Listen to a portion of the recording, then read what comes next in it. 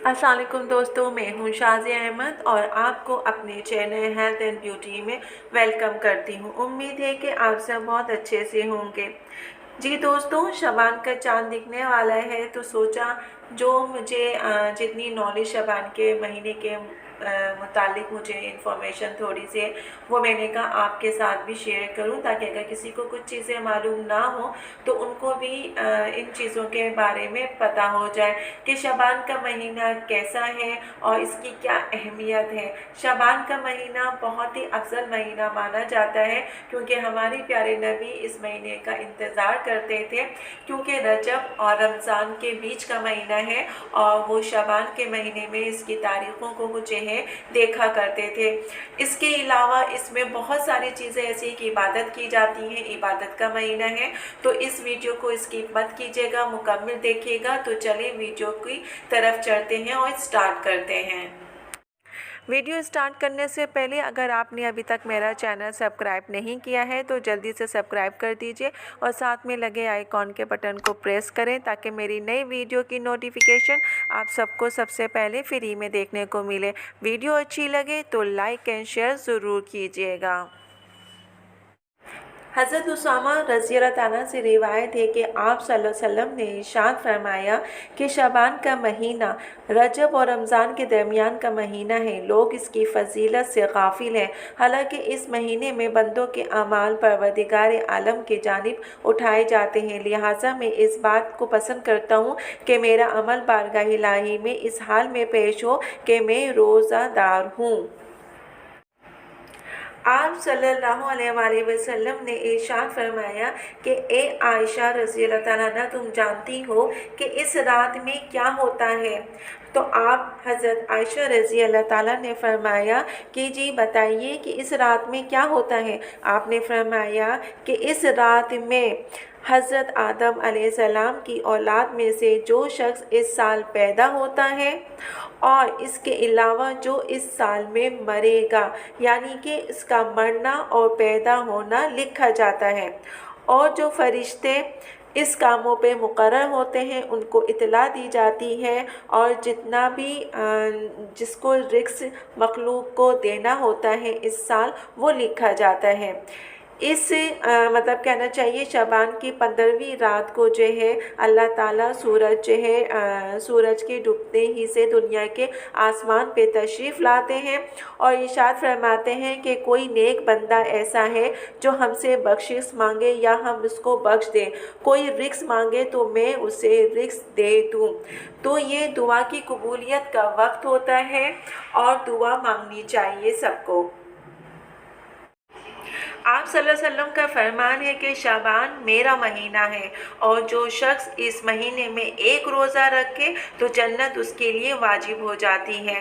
15 शाबान की रात यानी कि मगरिब की नमाज के बाद अगर आप जो है इबादत करते हैं और इसमें नफले नमाज़ें पढ़ते हैं तो उसका बहुत ज़्यादा सवाब है। उसी में से कुछ नफले जो नमाज़ें होती हैं उसके बारे में जो मुझे पता है वो मैं आपको बताती हूँ कि 15 शाबान की रात मगरिब की नमाज के बाद 2 रकात अगर आप नफिल नमाज हाजिर की ऐसे पढ़ें कि पहली रकात में 2 रकातें हैं तो आपने क्या करना है कि पहली रकात में आपने सूरह फातिहा वो पढ़नी है और सूरह फातिहा के बाद आपने जो है कुल वल्लाहु अहद पढ़ना है आपने और 10 बार, और उसके बाद जो है सूरह यासीन पढ़नी है आपने। लेकिन ये सारे अमल आपने तवज्जो और ध्यान से पढ़ने हैं। इस अमल के बहुत सारे फ़ायदे हैं, उनमें से 3 फ़ायदे ये हैं कि अल्लाह पाक जो है आपको पूरे साल बाइज़्ज़त रिज़्क़ अता फरमाएंगे, और जो दूसरा फ़ायदा है वो ये है कि अल्लाह ताला इसकी हिफाजत के लिए फ़रिश्तों की एक जमात मुकर्रर फरमाएंगे, और जो तीसरा फ़ायदा ये है कि अल्लाह ताला इस रात जितने भी मांगने वाले हैं उन सब की दुआएं जो हैं वो कबूल फरमाएंगे।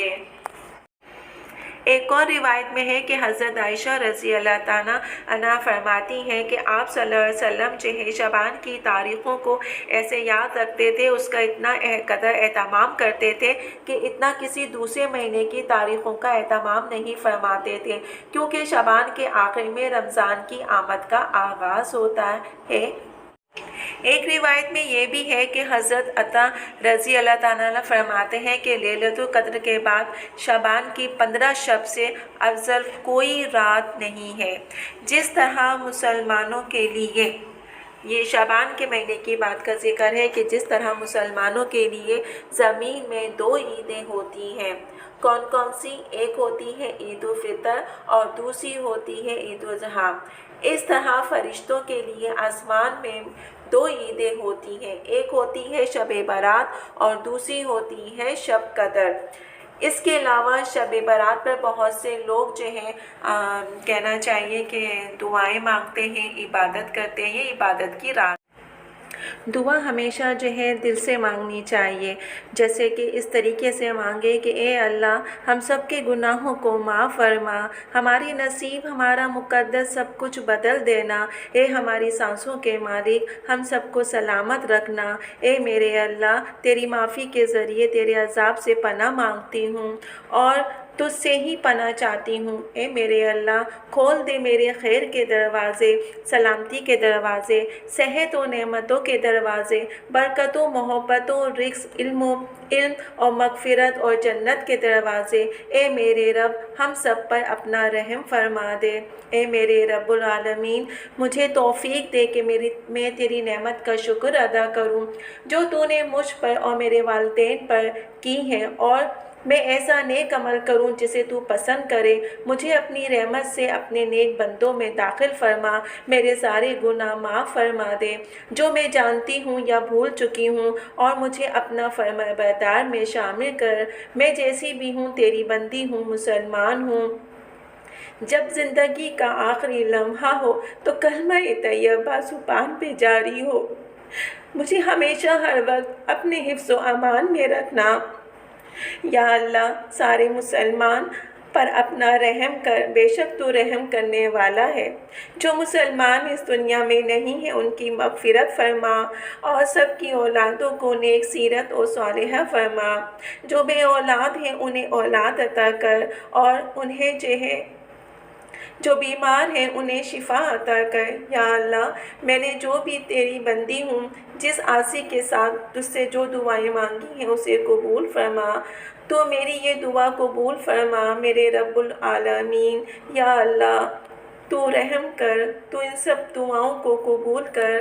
آمین ثم آمین۔ جی دوستوں، تو آج کی ویڈیو میری آپ کو کیسی لگی کمنٹس میں ضرور بتائیے گا، اور اگر ویڈیو پسند آئی ہے تو لائک اینڈ شیئر ضرور کیجیے گا اپنے دوستوں کے ساتھ بھی۔ تو چلیں دوستوں چلتی ہوں، دعاؤں میں یاد رکھیے گا، اپنا بہت زیادہ خیال رکھیے گا۔ انشاءاللہ پھر آؤں گی نئی ویڈیو کے ساتھ، جب تک کے لیے اللہ حافظ۔